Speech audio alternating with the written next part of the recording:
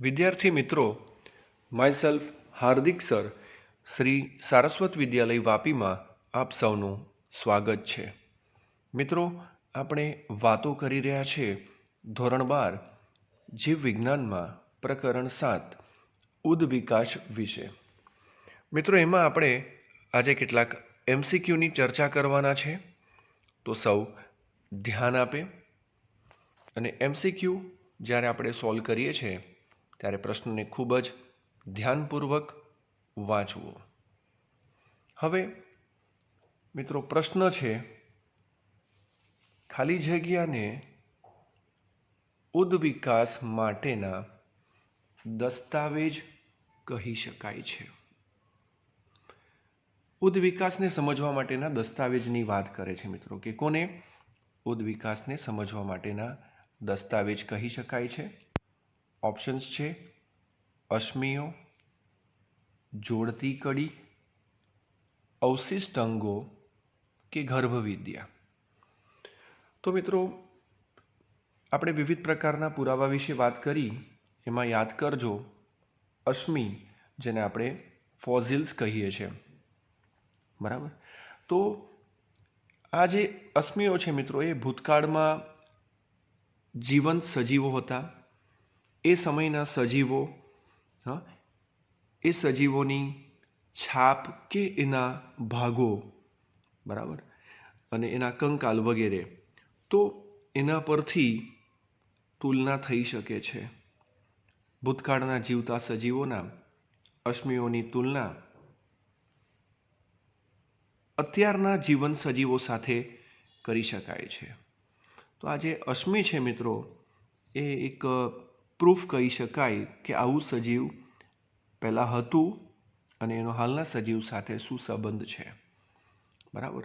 માટે એને આપણે ઉદ્વિકાસને સમજવા માટેના દસ્તાવેજ કહી શકાય છે. તો અહીં આન્સર શું આવે છે? અશ્મિઓ. ત્યારબાદ આગળ વધીએ છીએ મિત્રો. પ્રશ્ન છે, આપત્તિવાદ ખાલી જગ્યાએ રજૂ કર્યો. આપત્તિવાદની વાત કરે છે.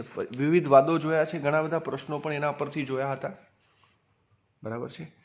તો એમાં મિત્રો યાદ કરજો કે કુવિયર એવું કહ્યું હતું, એવું માનતા હતા કે સૃષ્ટિનું જે સર્જન છે એ સમયાંતરે આવતી આપત્તિ અથવા તો કોઈક આકસ્મિક પરિક્રમણના પરિણામે થાય છે. એવું કોણે કહ્યું હતું? કુવિયરે. તો ઘણા બધા આવા વાદો પરથી મિત્રો આગળ પણ આપણે જોયા છે, ઘણા બધા પ્રશ્નો આવ્યા છે. તો અહીં ઓપ્શન છે હેકર, એફરેડી, એ અને બી બંને, અને કુવિયર. તો આન્સર શું આવે છે અહીં? કુવિયર. આગળ વધીએ છીએ મિત્રો. હવે પ્રશ્ન છે, અકાર્બનિક ઘટકોમાંથી કલિલ તંત્રની ઉત્પત્તિ થઈ છે એવું કોણે દર્શાવ્યું? મિત્રો, અકાર્બનિક ઘટકોમાંથી કલિલ તંત્રની ઉત્પત્તિ થઈ છે. ઓપ્શન છે એફરેડી, ઓપેરિન, સી હાલ્ડેન, અને ડીબી અને સી બંને. મિત્રો, આપણે ઓપેરિન અને હાલ્ડેનની સંકલ્પનાને યાદ કરજો. હા, તો એમણે શું કહ્યું હતું કે રાસાયણિક ઘટકોની જે આંતર પ્રક્રિયાથી જીવનો ઉદ્ભવ થયો હશે, ઉત્પત્તિ થઈ હશે. ભૂતકાળમાં રાસાયણિક ઘટકોની આંતર પ્રક્રિયાથી, અને ઓપેરિન અને હાલ્ડેનના કહેવા મુજબ જીવની ઉત્પત્તિ સરળ અકાર્બનિક ઘટકોમાંથી થયાનું સૂચન કરે છે. અને આ ઘટકો જીવ પેદા કરવા માટે કોઈ કોલોઇડલ તંત્ર એટલે કલિલ તંત્રમાં પરિવર્તિત થયા હોવા જોઈએ, બરાબર છે.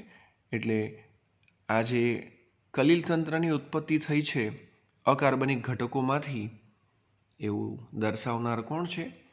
ઓપેરિન અને હાલ્ડેન. તો અહીં આન્સર શું આવે છે? ડી આવશે, બી અને સી બંને. આગળ પ્રશ્ન છે, પૂર્વ કોષો વિભેદન પામી ખાલી જગ્યા બન્યા. પૂર્વ કોષો જે છે વિભેદન પામ્યા અને શું બન્યા? મહાઅણુ, કોષો, સૂક્ષ્મ અણુ કે આદિ અણુ. મિત્રો, આપણે રાસાયણિક ઉદ્વિકાસ અને જૈવિક ઉદ્વિકાસ ભણી ગયા છે. યાદ કરજો મિત્રો.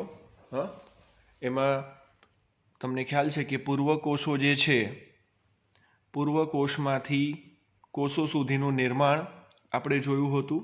પૂર્વ કોષો જેને આપણે આદિ કોષો કહીએ છીએ, બરાબર છે. તો એમાં પૂર્વ કોષો વિભેદન પામી શાની રચના થઈ? હાલના જે કોષો છે એની રચના થઈ છે, બરાબર. તમે જાણો છો કે સૂક્ષ્મ અણુ ભેગા મળીને મહાઅણુ બન્યા અને ત્યારબાદ શું બન્યું? કોષો બન્યા. તો આ ક્રમ યાદ રાખજો મિત્રો. ક્રમ પરથી પણ એને સિક્વન્સ પ્રમાણેનો પ્રશ્ન આવી શકે. સિક્વન્સમાં તો સૌ પ્રથમ દર્શાવી શકાય કે આદિ પૃથ્વી, ત્યારબાદ આદિ પૃથ્વી પછી એમાં CHON ઘટકો બતાવી શકાય. ત્યારબાદ ક્રમશઃ જોઈએ તો પાણી, હાઇડ્રોજન, અમોનિયા, મિથેનની વાત હતી. રાસાયણિક ઉદ્વિકાસને યાદ કરીએ તો ત્યાર પછી સૂક્ષ્મ અણુઓ આવે, ત્યાર પછી મહાઅણુ આવે, ત્યારબાદ પૂર્વ કોષો અથવા આદિ કોષ આવે અને પછી અંતે કોષ આવે.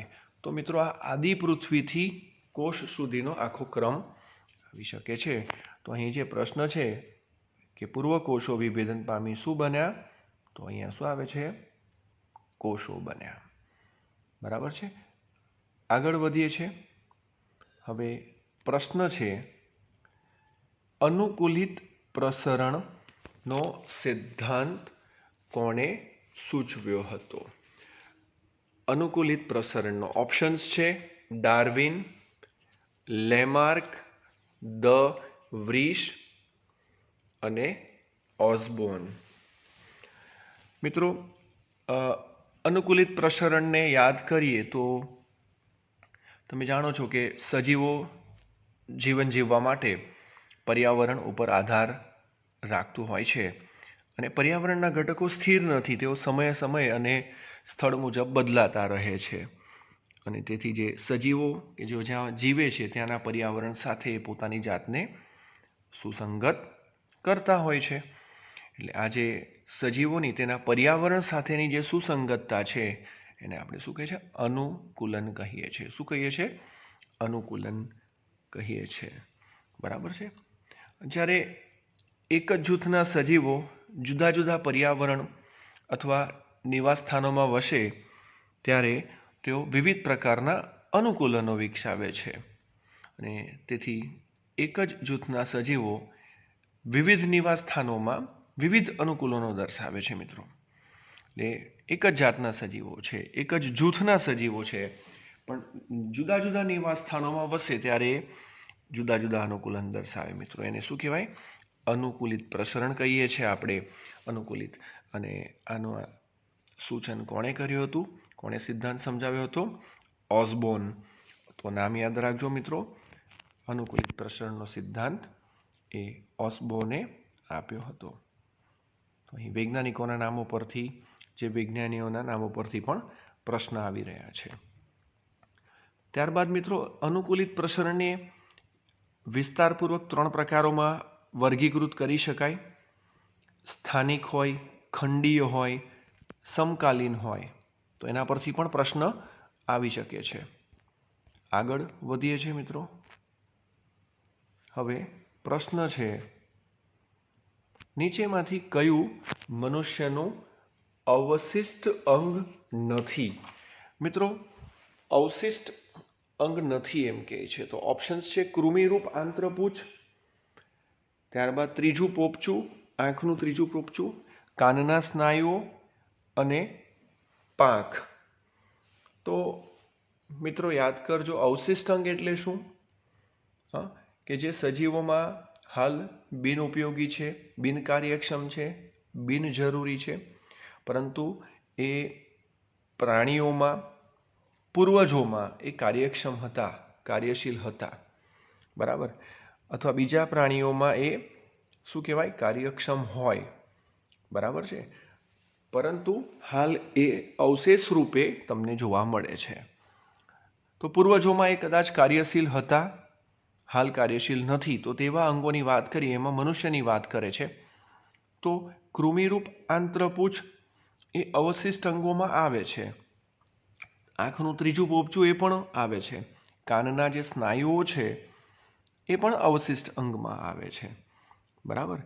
તો ત્યારબાદ જે પાંખ છે મિત્રો, તો એને મનુષ્યને પાંખ સાથે કોઈ અહીંયા રિલેશન નથી દેખાતું, તો એ અહીંયા શું આવશે, અવશિષ્ટ અંગ નથી, બરાબર છે.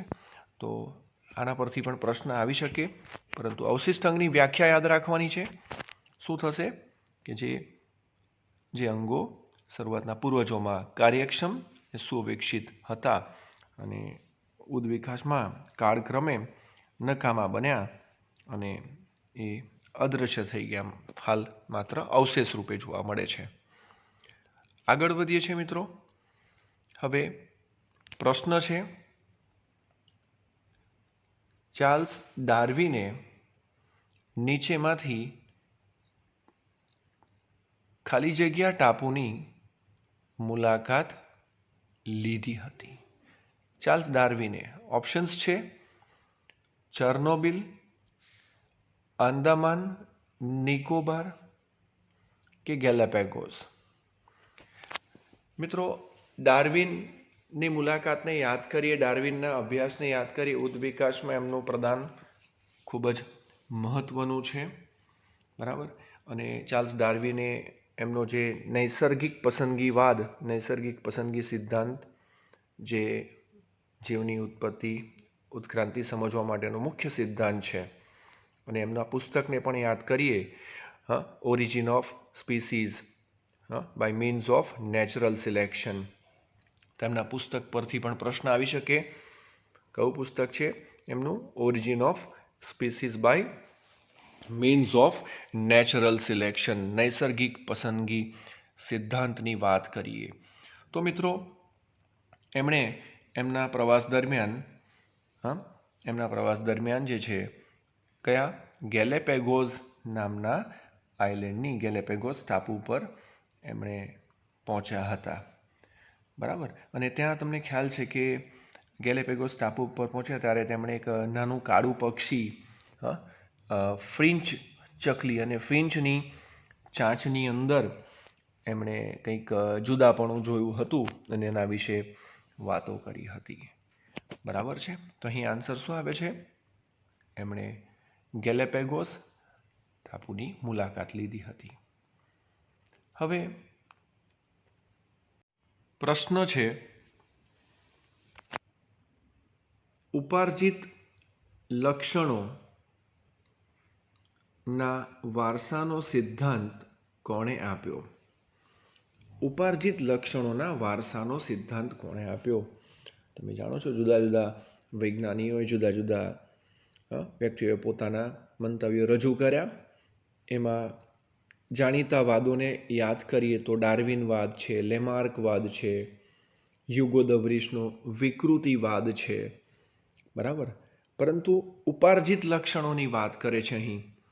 તો મિત્રો યાદ કરજો, લેમાર્કે જે સિદ્ધાંત આપેલો, લેમાર્કિઝમ જેને કહેવાય, લેમાર્કવાદ, એ ઉપાર્જિત લક્ષણોના વારસાના સિદ્ધાંત તરીકે ઓળખાય છે, બરાબર. અને એ સિદ્ધાંત મુજબ એમણે શું કહ્યું હતું, તમે એના મુદ્દાને જો યાદ કરો તો સજીવો અને તેના અંગો સતત કદ વધારો કરતા હોય છે, પર્યાવરણના દબાણ હેઠળ અંગોનો વિકાસ થાય છે, બરાબર. ત્યારબાદ જે અંગોનો વપરાશ સતત થાય છે એનો વિકાસ પણ સતત થાય છે, બરાબર. અને ન વપરાતા અંગો નિષ્ક્રિય થાય છે. તો આવું કોણે કહ્યું હતું? લેમાર્કે, બરાબર. પણ એમાં કેટલીક ત્રુટીઓ હતી મિત્રો. એટલે ઉપાર્જિત લક્ષણો વારસામાં ઉતરે એ માનવું મુશ્કેલ છે, માટે લેમાર્કવાદને અસ્વીકૃત ગણવામાં આવે છે. પરંતુ પરીક્ષામાં મિત્રો આવી શકે છે પ્રશ્નો એના. એટલે ઉપાર્જિત લક્ષણોની વાત આવે એટલે કોને યાદ રાખવાનો છે? લેમાર્કિઝમને, લેમાર્કવાદને. અસ્વીકૃતવાદ વિશે પ્રશ્ન આવે તો પણ એ પણ અસ્વીકૃતવાદ છે, લેમાર્કવાદ જ અસ્વીકૃતવાદ છે. એટલે આન્સર આવે છે અહીં લેમાર્ક. આગળ વધીએ મિત્રો. હવે પ્રશ્ન છે, સજીવો તેના અંગોમાં સતત કદ વધારો કરતા હોય છે. આ વિધાન કયા વાદ સાથે સંકળાયેલ છે? બરાબર. તો હમણાં જ આપણે વાત કરી મિત્રો વિવિધ વાદો વિશે. તેમાં લેમાર્કવાદના મુદ્દામાં કે સજીવો અને તેના અંગો સતત કદ વધારો કરતા હોય છે અને પર્યાવરણના દબાણ હેઠળ અંગોનો વિકાસ સર્જાય છે અને જળવાય છે. તો એ કયા વાદની વાત આવે છે? લેમાર્કવાદની અહીં વાત આવે છે. તો આના પરથી પણ પ્રશ્ન આવી રહ્યા છે. ત્યારબાદ આગળ વધીએ છીએ મિત્રો. હવે પ્રશ્ન છે, બતક ચાંચ એ ખાલી જગ્યા અને ખાલી જગ્યાને જોડતી કડી છે. મિત્રો જોડતી કડી, કનેક્ટિંગ લિંક વિશે આપણે ઘણા બધા પ્રશ્નો, ઘણી બધી ચર્ચાઓ કરી, યાદ કરજો તમે. હા, તો એમાં ઓપ્શન્સ છે વિહગ, સસ્તન, બરાબર. ત્યારબાદ સરીસૃપ અને સસ્તન, સરીસૃપ અને વિહગ, નુપુરક અને સંધિપાદ. તો મિત્રો બતક ચાંચને યાદ કરીએ એટલે તરત જ તો એ કોના બે કોમન લક્ષણો, બે નજીકના સમુદાય? તો એ સરીસૃપ અને સસ્તન એ બંનેના લક્ષણો ધરાવે છે. એટલે આપણે કહી શકીએ બતક ચાંચ જે છે મિત્રો એ કોને જોડતી કડી છે?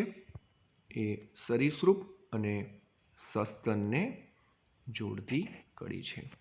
એ સિવાય મિત્રો આપણે ઘણા બધા ઉદાહરણો લીધા હતા, તમે યાદ કરજો. આર્કીઓપ્ટેરિક્સનું હતું, ત્યારબાદ ફુફુત્સ મત્સ્યનું હતું, યાદ કરજો. પેરીપેટસનું ઉદાહરણ હતું. ઘણા બધા પ્રશ્નો આવે. પેરીપેટસ હતું. પેરીપેટસ કોને જોડે? નુપુરક અને સંધિપાદને જોડતી કડી છે. ત્યારબાદ બાલાનોગ્લોસસની વાત કરેલી. બાલાનોગ્લોસસ હતું એ અપૃષ્ઠવંશી અને મેરુદંડીને જોડતી કડી હતી. ત્યારબાદ આર્કીઓપ્ટેરિક્સ જે હતું એ સરીસૃપ અને પક્ષીઓને જોડતી કડી. ત્યારબાદ ફુફુત્સ મત્સ્યને યાદ કરો, મત્સ્ય અને ઉભયજીવીને જોડતી કડી મિત્રો. તો આ ઘણા બધા પ્રશ્નો આપણે આવા પણ જોયા છે અને આવી શકે આવા પ્રશ્નો. તો બતક ચાંચ જે છે કોને? સરીસૃપ અને સસ્તનને જોડતી કડી છે. બંનેના લક્ષણો ધરાવે છે, બંનેના નજીકના લક્ષણો ધરાવે છે. આગળ વધીએ છીએ પ્રશ્નમાં. હવે પ્રશ્ન છે, અનુકૂલિત પ્રસરણ વિસ્તારપૂર્વક ખાલી જગ્યા પ્રકારોમાં વર્ગીકૃત થાય છે. તો અનુકૂલિત પ્રસરણની વાત કરીએ. ઓપ્શન્સ છે સ્થાનિક, ખંડીય, સમકાલીન અને આપેલ ત્રણેય. મિત્રો હમણાં આપણે આગળ એક પ્રશ્ન આવી ગયો, હા, જે ઓસ્બોર્નનો જે સિદ્ધાંત હતો, ઓસ્બોર્ન વિશે વાત આવી, યાદ કરજો. અનુકૂલિત પ્રસરણની વાત આવી કે ઓસ્બોર્ને અનુકૂલિત પ્રસરણનો સિદ્ધાંતના સૂચન કર્યું અને આ અનુકૂલિત પ્રસરણને વિસ્તારપૂર્વક 3 પ્રકારમાં વર્ગીકૃત કરી શકાય: સ્થાનિક અનુકૂલિત, ખંડીય અનુકૂલિત અને સમકાલીન. તો એમાં મિત્રો એના પરથી પણ ઘણા બધા પ્રશ્નો આવી શકે, યાદ કરજો. એટલે અહીં 3 પ્રકારમાં વર્ગીકૃત કરવામાં આવે છે, બરાબર. એમાં સ્થાનિકને જો યાદ કરીએ તો સ્થાનિકમાં શું યાદ રાખવાનું મિત્રો? હા, કે તે વિશાળ વિસ્તરણવાળી વસ્તીમાં વિવિધ દિશાઓમાં થયેલું વિકાસનું નિર્દેશન કરે છે. એનું ઉદાહરણ પણ આપી શકાય. ઉદાહરણ યાદ રાખજો કે આફ્રિકાની અંદર 2 જુદા જુદા પ્રકારના ગેંડા જે છે અસ્તિત્વ ધરાવે છે. આફ્રિકાની વાત કરીએ, જે ગેંડા જે છે એક જે છે એ ગ્રેઝિંગ છે, એટલે કે ચરનારા છે, ખુલ્લા મેદાનમાં જીવે. જ્યારે બીજા જે છે મિત્રો એ કુમળા પાંદડા ચાવનાર એટલે બ્રાઉઝિંગ છે અને તે વૃક્ષ આચ્છાદિત વિસ્તારમાં રહે છે. તો આ તમે જોઈ શકો છો, બંને ગેંડા જે છે ની જાત છે, પરંતુ એના વિસ્તાર તમે જોઈ શકો છો કે એનું વિતરણ કેવી રીતે છે. એ ખુલ્લા મેદાનમાં જીવે છે, એ કેવા છે? ચરનાર છે, ગ્રેઝિંગ છે. જ્યારે બીજા કેવા છે? કુમળા પાંદડા ચાવનાર છે, જે વૃક્ષ આચ્છાદિત વિસ્તારમાં રહે છે. તો આ કેવું થયું? સ્થાનિક અનુકૂલન થયું. એવું ખંડીય અનુકૂલનમાં મિત્રો ઉદાહરણ લઈ શકાય, જે ઓસ્ટ્રેલિયન માર્સુપિયલ્સ જે છે, એમાં ઓસ્ટ્રેલિયન માર્સુપિયલ્સ એટલે તમે જેને કહી શકો જે પોતાના બચ્ચાને કોથળી જેવી રચનામાં સાથે કંગારૂનું ઉદાહરણ લઈ શકાય. એ આ રીતે પાઉચ જેવા સ્ટ્રક્ચરમાં રાખીને સાથે ફરતા હોય માર્સુપિયલ્સ. તો એમાં ઓસ્ટ્રેલિયાનું કાંગારૂને આપણે ઉદાહરણ લઈ શકીએ. તો એમાં એક જ ભૌગોલિક ખંડમાં જીવતા ચોક્કસ વર્ગોના સજીવોમાં ઉદ્વિકાસીય પ્રસરણ રેખાઓનું નિર્દેશન કરે છે. બરાબર, એક જ ભૌગોલિક ખંડમાં જીવતા. તો આ જે માર્સુપિયલ્સ જે છે આ પ્રકારના એ ઓસ્ટ્રેલિયામાં જ માત્ર જોવા મળે છે. માર્સુપિયલ્સ એકબીજાથી જુદા છે. દરેક ઓસ્ટ્રેલિયન માર્સુપિયલ્સ એકબીજાથી જુદા છે. અને સમકાલીન પ્રસરણની વાત કરીએ તો વિશ્વના મોટા પ્રાણી ભૌગોલિક વિભાગોમાં અનુકૂલિત પ્રસરણ સંબંધે છે. બરાબર, મોટા પ્રાણી જે છે, વિશ્વના મોટા પ્રાણી ભૌગોલિક વિભાગોમાં અનુકૂલિત પ્રસરણ સંબંધે છે. અને ડાર્વિને જ્યારે મેં વાત કરી ને તમને કે જ્યારે ગેલેપોગોસ ટાપુ પર પહોંચ્યા ત્યારે એમણે કાળું પક્ષી જોયું, ફિંચ, અને અનેક પ્રકારની એમાં જાતો જોઈ અને અંદાજ મૂક્યો કે બધી જ જાતો તેની જાતે જ ટાપુઓ પર ઉદ્વિકાસ પામી છે. બરાબર, અને એમાં વિવિધતા જોવા મળી એની અંદર. હવે આગળ પ્રશ્ન છે, ઇવનિંગ પ્રાઇમરોઝ જે છે વનસ્પતિ પર કોણે પ્રયોગ કર્યો? ઇવનિંગ પ્રાઇમરોઝ વનસ્પતિ પર. ઓપ્શન છે યુગો દ વ્રીશ, લેમાર્ક, ચાર્લ્સ ડાર્વિન કે આપેલ એક પણ નહીં. તો મિત્રો યુગો દ વ્રીશને યાદ કરીએ. એમનો વિકૃતિવાદ જેમણે આપ્યો, દ વ્રીશનો સિદ્ધાંત તરીકે જાણીતો છે, તો વિકૃતિવાદ તરીકે ઓળખાય છે. બરાબર, અને એમણે ઇવનિંગ પ્રાઇમરોઝ નામની એક વનસ્પતિમાં વિશિષ્ટ પ્રકારની પરિસ્થિતિ જોઈ હતી. અને બરાબર, આ વનસ્પતિની બધી સંતતિઓ એક સરખા પર્યાવરણમાં વૃદ્ધિ પામતી હતી મિત્રો. તો યાદ રાખજો, શું આવે છે? યુગો દ વ્રીશ. બોગનવેલના પ્રકાંડકંટક અને કોળાના પ્રકાંડસૂત્રો ખાલી જગ્યા છે. ઓપ્શન્સ છે કાર્ય સદસ, રચના સદસ, અવશિષ્ટ કે આપેલ તમામ. મિત્રો આ ઉદ્વિકાસના પુરાવાને યાદ કરીએ તો એમાં આ બાહ્યાકાર વિદ્યાના પુરાવાઓ જે છે એમાં તમે જાણો છો કે રચના સદસ એટલે કે સમમૂલક અંગો અને કાર્ય સદસ અંગો અને અવશિષ્ટ અંગોની વાત આવે છે, અને જોડતી કડીની વાત આવે છે. શાની અંદર? બાહ્યાકાર વિદ્યામાં. તો એ ઉદ્વિકાસના પુરાવામાંના એક છે. સમમૂલક અંગોની વાત કરીએ, બરાબર, તો એમાં સમમૂલક એટલે રચના સદસ, તો જે અંગો તેમના બાહ્યાકાર, અંતસ્થ રચના અને ગર્ભવિદ્યાની રીતે સામ્યતા દર્શાવતા હોય, પરંતુ કાર્યની દ્રષ્ટિએ અસમાન હોય. કેવા? કાર્યની દ્રષ્ટિએ અસમાન હોય એમને શું કહેવાય છે મિત્રો? સમમૂલક અથવા તો રચના સદસ અંગો કહે છે. અને આ સમમૂલક અંગો વચ્ચેનો જે સંબંધ છે એને સમમૂલકતા કહે છે. બરાબર, એના ઘણા બધા ઉદાહરણ આપણે લઈ શકાય છે. જેમ કે ઉચ્ચ કક્ષાના પૃષ્ઠવંશી પ્રાણીઓમાં જે અગ્ર ઉપાંગો છે મિત્રો, તો એના જુદા જુદા રૂપાંતરણો, મનુષ્ય છે, પક્ષી છે, કૂતરો છે, વ્હેલ છે, એના અગ્ર ઉપાંગોની વાત કરીએ તો એની રચના કેવી છે? રચના સરખી છે, પરંતુ એમાં કાર્યો જે છે એ બધા કાર્યની દ્રષ્ટિએ અસમાન છે. બરાબર, એ જ રીતે કાર્ય સદસ અંગોની જો વાત કરીએ તો કાર્ય સદસ અંગો જે છે, બરાબર, એમાં શું હોય છે? કાર્યની દ્રષ્ટિએ સમાન હોય છે. બરાબર, કાર્યની દ્રષ્ટિએ સમાન હોય છે. જે અંગો દેખાવ પૂરતા સમાન હોય પરંતુ અંતસ્થ રચનાની દ્રષ્ટિએ અસમાન હોય છે. બરાબર, પણ કાર્ય સમાન કરતા હોય છે. એને શું કહેવાય? કાર્ય સદસ અંગો કહેવાય. તો એમાં ઉદાહરણ શું લઈ શકાય? તો કે પક્ષી છે, કીટક છે, ચામાચીડિયાની પાંખ છે, બરાબર. તો એ શું કરે છે? કાર્ય સરખું કરે છે, ઉડવાનું કાર્ય છે, પરંતુ એની રચના જે છે એ કેવી છે? અસમાન છે, અંતસ્થ વિદ્યાની રીતે અસમાન હોય છે, બરાબર. અને અવશિષ્ટ અંગો વિશે તમે જાણો છો કે જે પહેલાં પૂર્વજોમાં કાર્યરત હતા, હાલ માત્ર અવશેષ રૂપ છે. તો અહીં જે પ્રશ્ન છે, બોગનવેલના પ્રકાંડકંટક અને કોડાના પ્રકાંડસૂત્ર, તો એ મિત્રો શાનું આવી શકે? તો એ રચના સદસમાં આવી શકે, સમમૂલક અંગમાં આવી શકે. કેવી રીતે રચના સદસ? તો પ્રકાંડકંટક જે છે એટલે અહીં શું થશે મિત્રો? કાર્યની દ્રષ્ટિએ અસમાન છે, કાર્ય બંનેનું જુદું છે, રચના સરખી છે, બરાબર. પ્રકાંડકંટક જે છે, પ્રકાંડ એ શાનું? રક્ષણનું કાર્ય કરે છે અહીં. અને કોડાનું જે પ્રકાંડસૂત્ર જે છે એ આધારને આરોહણનું કાર્ય કરશે. બંનેનો ઉદ્ભવ જે છે એ કક્ષકલિકામાંથી જ થશે, પરંતુ બંનેના કાર્ય જુદા છે. બોગનવેલનું પ્રકાંડકંટક જે છે એને રક્ષણનું કાર્ય કરે છે, જ્યારે કોડાનું પ્રકાંડ જે છે એ આધાર આરોહણનું કાર્ય કરશે. એટલે શામાં આવે છે?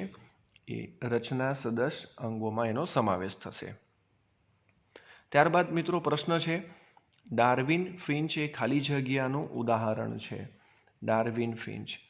તો મિત્રો યાદ કરજો, હમણાં એવો પ્રશ્ન આવ્યો હતો કે અનુકૂલિત પ્રસરણ વિશે વાત આવી હતી, બરાબર. એવો પ્રશ્ન અનુકૂલિત પ્રસરણની અંદર આપણે જોયું કે એમાં 3 પ્રકારોમાં વર્ગીકૃત થાય: સ્થાનિક, ખંડીય અને સમકાલીન. એમાં ડાર્વિનની ગેલાપેગોસ આઇલેન્ડની મુલાકાતની વાત કરી, બરાબર છે. અને એમણે ત્યાં જે નાનું કાળું પક્ષી જોયું, ફિન્ચ જે છે, એમાં અનેક પ્રકારની એમાં જાતો જોઈ હતી, બરાબર. તો શાનું ઉદાહરણ થશે? એ અનુકૂલિત પ્રસરણનું ઉદાહરણ થશે. આગળ વધીએ. પ્રશ્ન છે, ડાર્વિનવાદનો મહત્વનો મુદ્દો કયો છે? ડાર્વિનવાદની વાત કરીએ મિત્રો, તો આપણે જોયું કે લેમાર્કવાદ જે છે એના મુદ્દા જોયા. એ અસ્વીકૃત હતો લેમાર્કવાદ, બરાબર. ત્યારબાદ યુગો દ વ્રીસનો વિકૃતિવાદ યાદ રાખવાનો છે.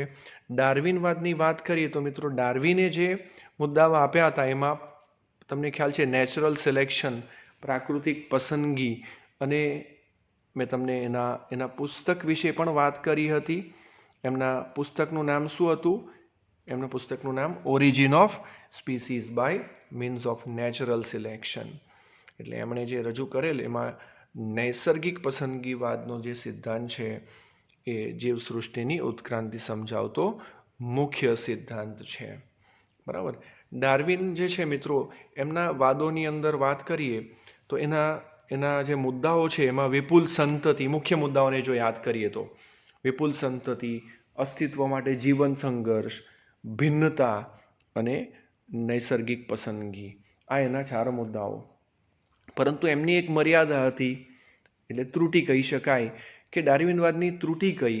તો ડાર્વિનવાદ જે છે એની સૌથી મોટી ત્રુટિ એ હતી કે વિવિધતા, ભિન્નતા કેવી રીતે સર્જાય છે એ સમજાવતા ન હતા, એ સમજાવી શક્યા ન હતા, બરાબર છે. પરંતુ એમનો જે નેચરલ સિલેક્શનનો જે મુદ્દો છે, પ્રાકૃતિક પસંદગીવાદ, નૈસર્ગિક પસંદગીવાળો, એ સર્વસ્વીકૃત છે, એ ઉત્ક્રાંતિ સમજાવતો સિદ્ધાંત છે. એટલે અહીં આન્સર શું આવે છે? પ્રાકૃતિક પસંદગી. તો તમે જોઈ શકો છો મિત્રો, હવે પ્રશ્નો ક્યાંથી પૂછાય છે, પ્રશ્નના સ્ત્રોત વિશે, એકમાંથી બીજા પ્રશ્નો કેવી રીતે બને છે, બરાબર. તો અને ખૂબ જ કાળજીપૂર્વક તૈયાર કરવા.